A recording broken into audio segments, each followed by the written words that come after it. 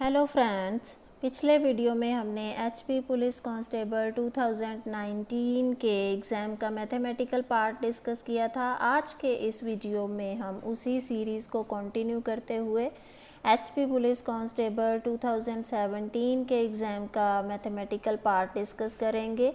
जो भी students HP police constable के एग्ज़ाम की प्रिपरेशन कर रहे हैं, ये वीडियोज़ उनके लिए ज़रूर हेल्पफुल होंगे। So let us start with our very first question, that is 13% of 258 minus is equals to 10। Minus में यहाँ क्वेश्चन मार्क लगा हुआ है, that is equals to 10।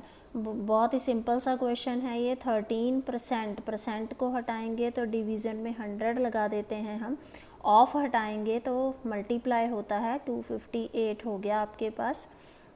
इसको इस तरह से थोड़ा ब्रैकेट में लिख लेते हैं। माइनस की जगह यहाँ क्वेश्चन मार्क है, यानी कि यहाँ पे जो टर्म आनी है वो आपको फाइंड आउट करनी है। तो हमें अभी पता नहीं है, तो जो भी हमें पता नहीं होता उसको हम लेट कर लेते हैं। Let us take it as x, that is equals to 10। So we have to find out the value of x।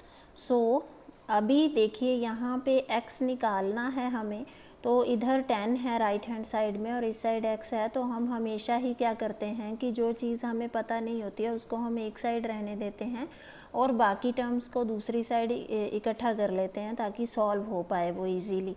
सो यहाँ पे भी हम यही करने वाले हैं। 13/100 इंटू 258। देखिए 10 जो है वो ये उस साइड से इस साइड आ जाएगा तो माइनस का हो जाएगा, और x जो है वो उस साइड जाएगा वो प्लस का हो जाएगा। बिकॉज़ ये जब शिफ्टिंग होती है एक जगह से दूसरी जगह जब जाते हैं तो इसको ट्रांसपोजिंग कहते हैं, और इस प्रोसेस में हमेशा ही जो साइन होते हैं वो चेंज हो जाते हैं। मतलब प्लस वाली टर्म माइनस में कन्वर्ट हो जाती है, माइनस वाली प्लस में हो जाती है। सिमिलरली अगर कोई मल्टीप्लाई हो रही है तो वो डिवाइड हो जाती है, और अगर डिवाइड हो रही है तो वो मल्टीप्लाई हो जाती है। तो अभी ये हम यहाँ पहुँच चुके हैं। तो 13 इंटू 258 हमारा प्रोडक्ट जितना भी आएगा उसको अभी हमने निकाला नहीं है।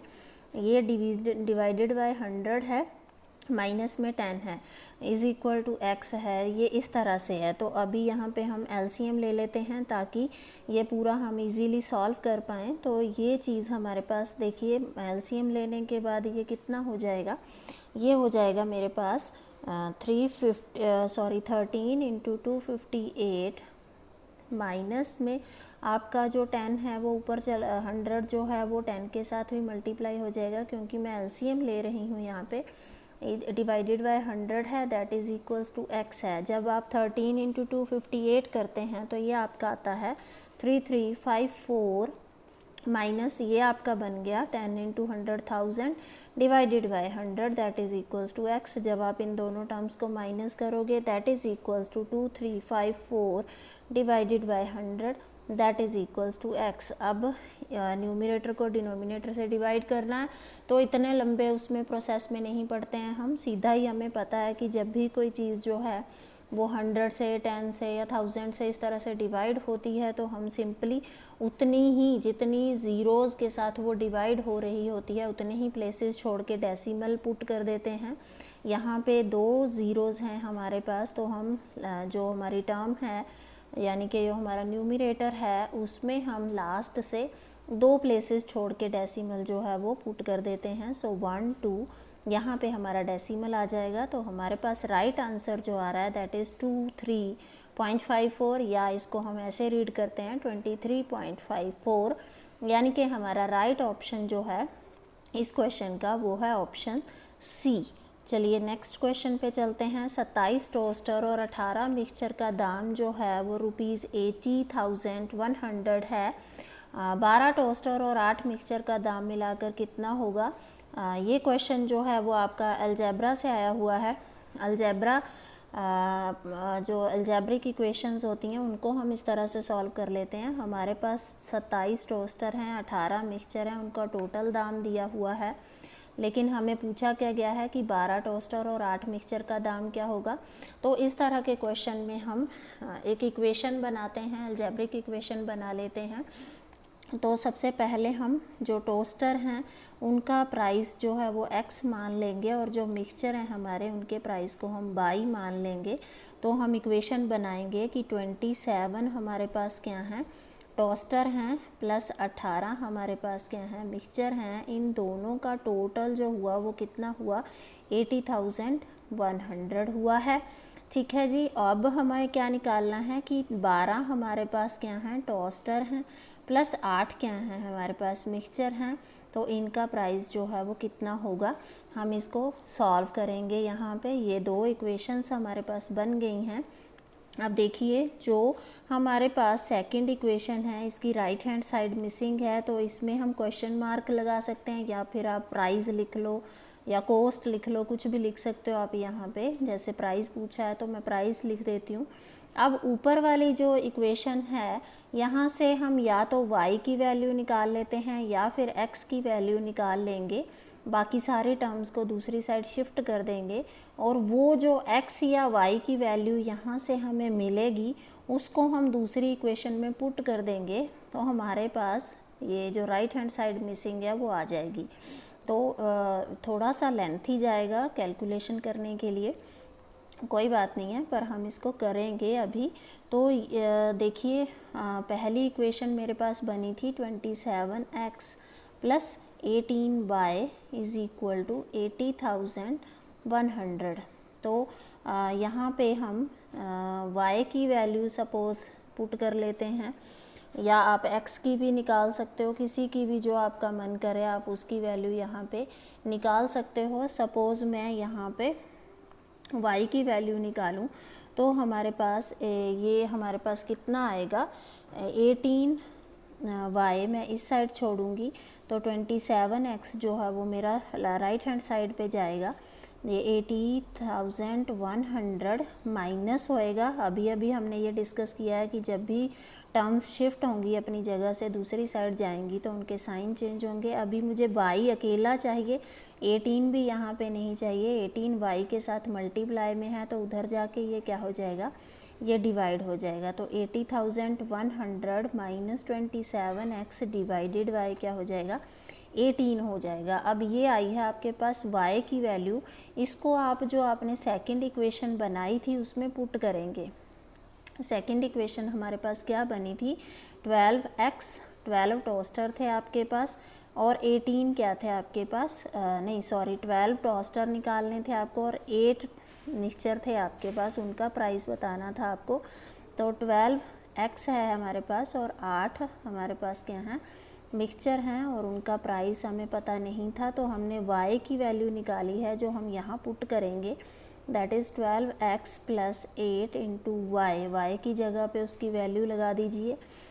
हमने कितनी निकाली थी, 80,100 minus 27x divided by 18 is equals to price. ठीक है जी। अब आप इसको सॉल्व कर लीजिए। 12x प्लस 8 जो है वो हमारा मल्टीप्लाई होगा, अंदर जाएगा, पहले इसके साथ फिर अगली टर्म के साथ मल्टीप्लाई होगा तो ये आ जाएगा आपका 64,0800 माइनस 216x डिवाइडेड बाय क्या है, 18 है ये। ठीक है, ये 18 अभी इसी टर्म के नीचे है, अभी दूसरी टर्म के साथ हमें एलसीएम लेना पड़ेगा अगेन यहाँ पे। तो हम इसको अभी एलसीएम लेंगे। तो ये इतना तो आई थिंक आपको समझ में आ गया होगा। तो आगे चलते हैं। अभी मेरे पास जो बना है वो कितना बना है, 12x प्लस, ये बहुत बड़ी सी टर्म आई है पर अभी ये छोटी हो जाएगी 2 मिनट में। देखिए अभी हमारे पास अगली टर्म जो है वो क्या है कि 12x के साथ भी हमें एलसीएम लेना पड़ेगा। तो 18 हमारा पूरा एलसीएम आ जाएगा। तो 18 को जब मैं 12 के साथ मल्टीप्लाई करूँगी तो वो 216x हो जाएगा। ठीक है, और हम ब्रैकेट में जो चीज़ें थी उनको भी बाहर निकाल लेते हैं तो ये बन जाएगा 64,800 माइनस 216x है इज़ इक्वल्स टू आपका प्राइस है। अब ये देखिए ज़रा, ये प्लस का x वाली टर्म है, सॉरी ये माइनस में 216x है, ये प्लस में है, दोनों ही x वाली टर्म्स हैं। एक प्लस में है एक माइनस में है, तो ये इस तरह से हम इनको कैंसिल आउट भी बोल सकते हैं, या ये आपस में माइनस हो जाएंगी, तो आंसर इनका ज़ीरो ही होगा। तो हमारे पास क्या बचा, ये बचा 640,800 divided by 100 that is equals to price.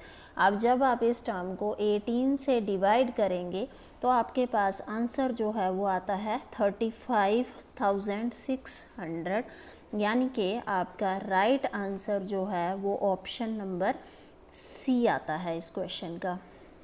तो अलजेब्रा से भी आपके क्वेश्चन जो हैं वो कवर हो रहे हैं, तो अलजेब्रा के क्वेश्चंस को भी ध्यान से करना है आपको। चलिए नेक्स्ट क्वेश्चन पे चलते हैं। 5,437 minus 3,153 plus 2,284 is equals to, question mark है, मल्टीप्लाई में 50 है।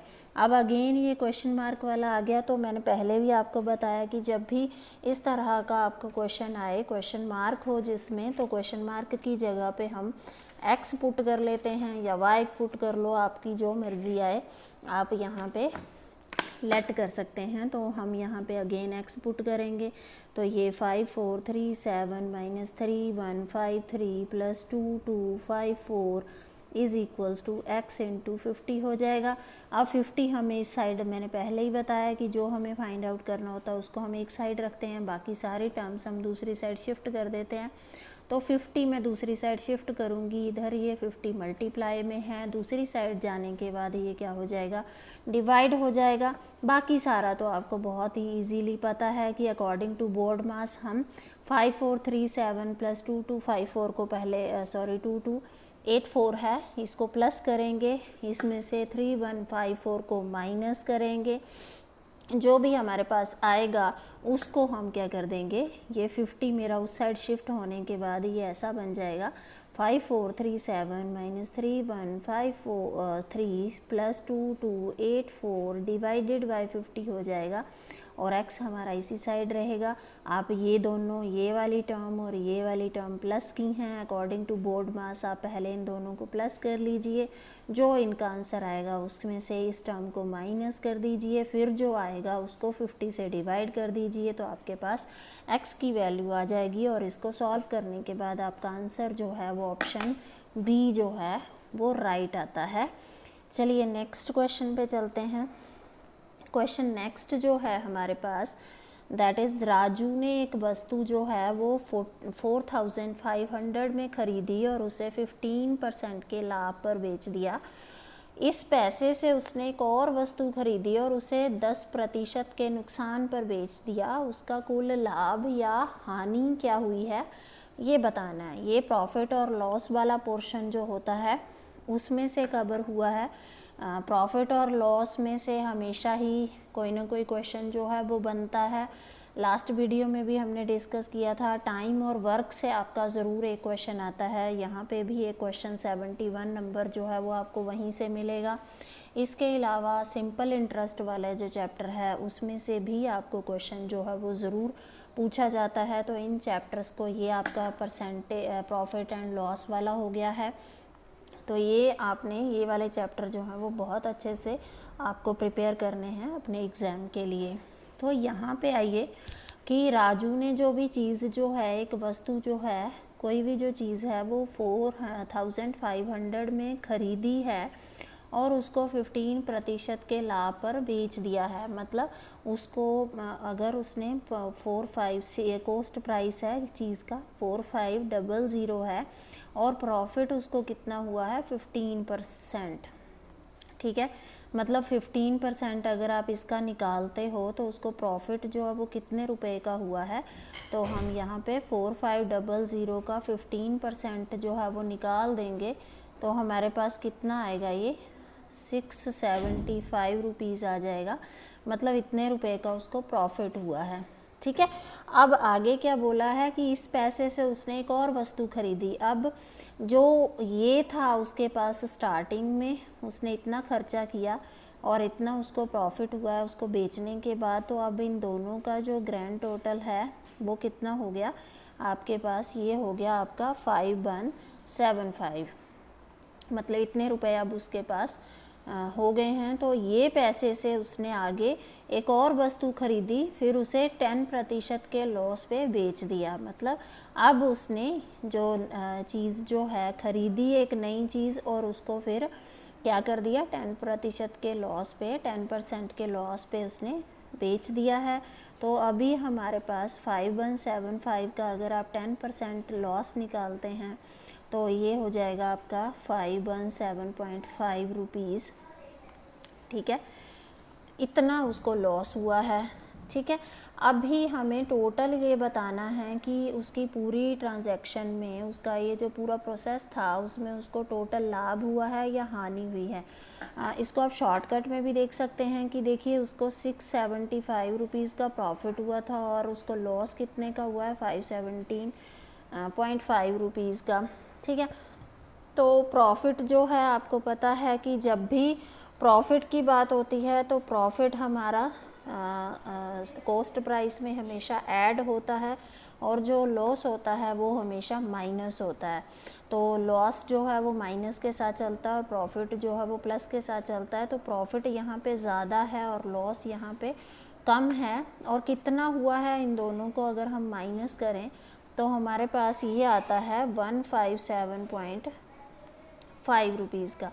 मतलब यहाँ पे उसको टोटल जो है प्रॉफिट ही हुआ है, क्योंकि प्रॉफिट वाली टर्म बड़ी है और लॉस वाली यहाँ पे छोटी है। तो इन दोनों को माइनस करने के बाद उसको जो लॉस हुआ है, सॉरी प्रॉफिट हुआ है यहाँ पे 157.5 का हुआ है यहाँ पे, क्योंकि जो आंसर है इन दोनों को माइनस करने के बाद वो प्लस में आ रहा है।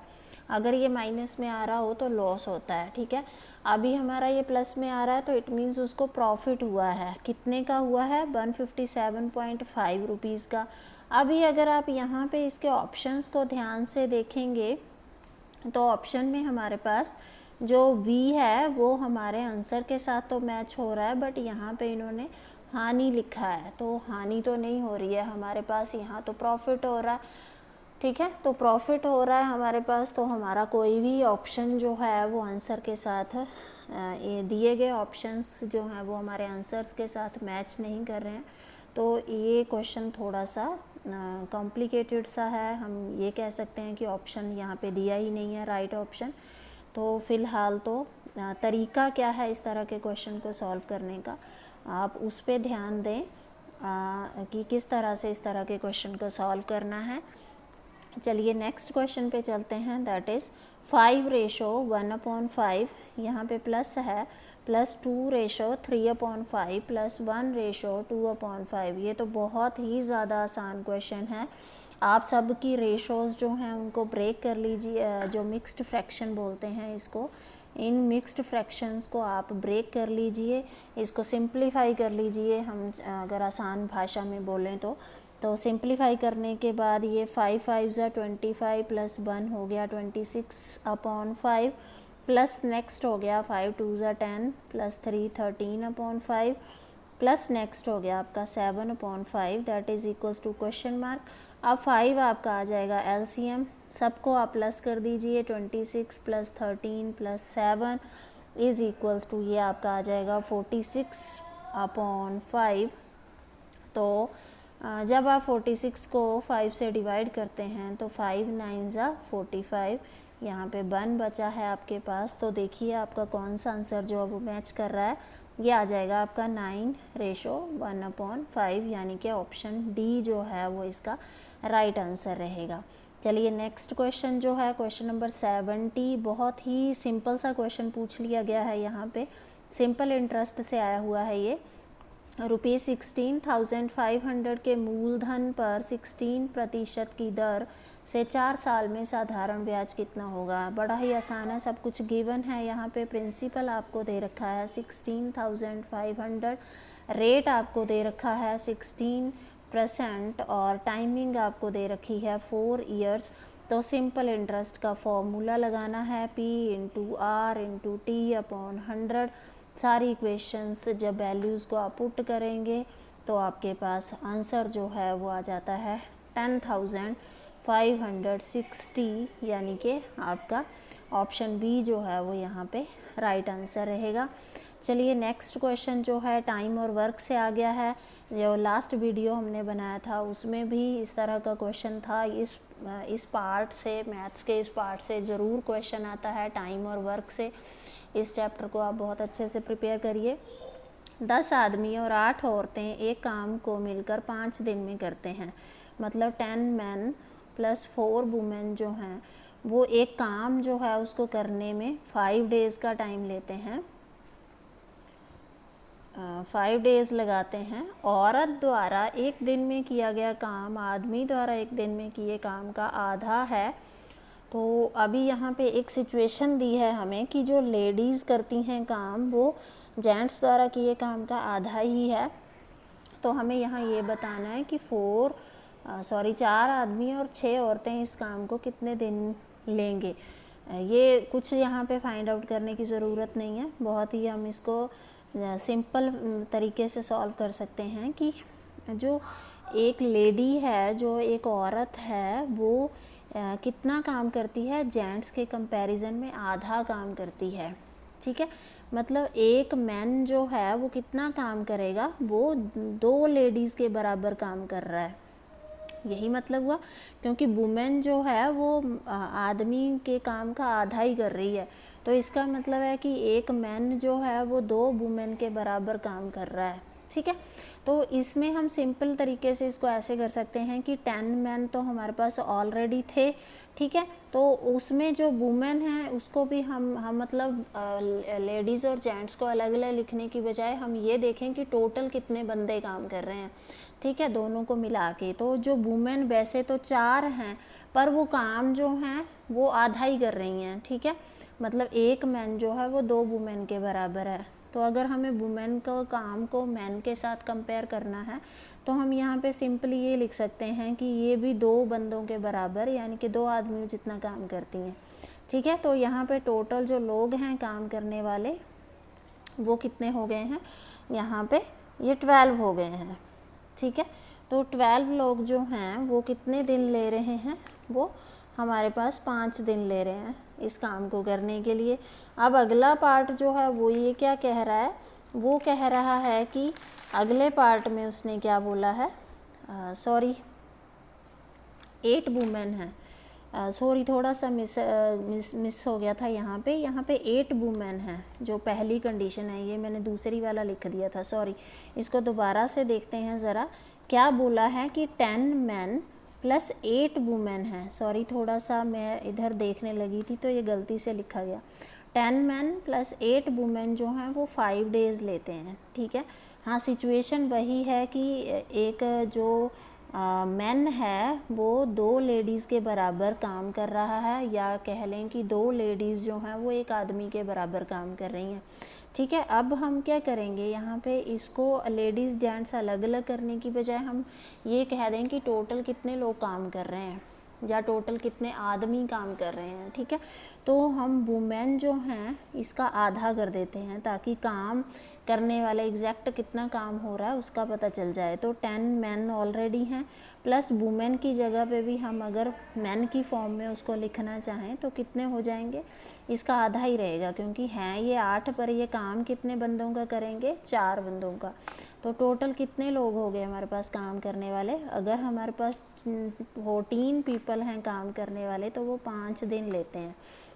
ठीक है जी, अब अगली सिचुएशन क्या है कि 4 आदमी हैं आपके पास और 6 औरतें हैं। ठीक है, 6 वुमेन हैं, तो वो कितने दिन लेंगे, वो बड़ा आसान सा है, इसको भी हम टोटल की फॉर्म में कन्वर्ट कर लेते हैं। 4 आदमी हैं और ये जो 6 वुमेन हैं ये कितने बंदों का काम करेंगी, ये भी 3 बंदों का ही काम करेंगी। ठीक है जी, तो ये कितने बंदे हो गए हमारे पास, 7 बंदे हो गए, 7 पीपल। ठीक है, तो अगर 14 पीपल जो हैं वो एक काम को 5 दिन में कर रहे हैं तो आधे, अब यहाँ पे इस सिचुएशन में आधे ही रह गए ना, पहली वाली सिचुएशन से हाफ रह गए हैं, तो नंबर ऑफ डेज़ क्या हो जाएंगे, डबल हो जाएंगे। यहाँ तो 5 डेज़ लग रहे थे पहले, तो अब बंदे आधे हो गए हैं तो कितने दिन लगेंगे, 10 दिन लगेंगे। तो हमारे पास ये वाले क्वेश्चन का राइट आंसर जो है वो आपका रहेगा ऑप्शन बी, 10 डेज़। ठीक है जी। अभी चलिए इसका एक लास्ट क्वेश्चन है, बहुत ही आसान सा क्वेश्चन है। एक आयत की लंबाई उसकी चौड़ाई से 7 सेंटीमीटर अधिक है। अगर आयत की परिधि होता है सरकमफ्रेंस को बोलते हैं परिधि। इसको हम हिंदी में बात करें तो परिमाप भी बोल देते हैं, पेरीमीटर भी बोल लेते हैं। तो वो होता है, आयत होता है हमारे पास रेक्टेंगल। तो एक रेक्टेंगल की लेंथ जो है और ब्रेड्थ, एक लेंथ होती है एक ब्रेड्थ होती है।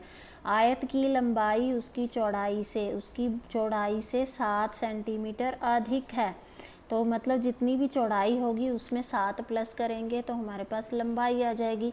तो ना तो हमें ब्रेड्थ पता है ना ही हमें लेंथ पता है, तो हमें एक चीज़ को सपोज करना पड़ेगा।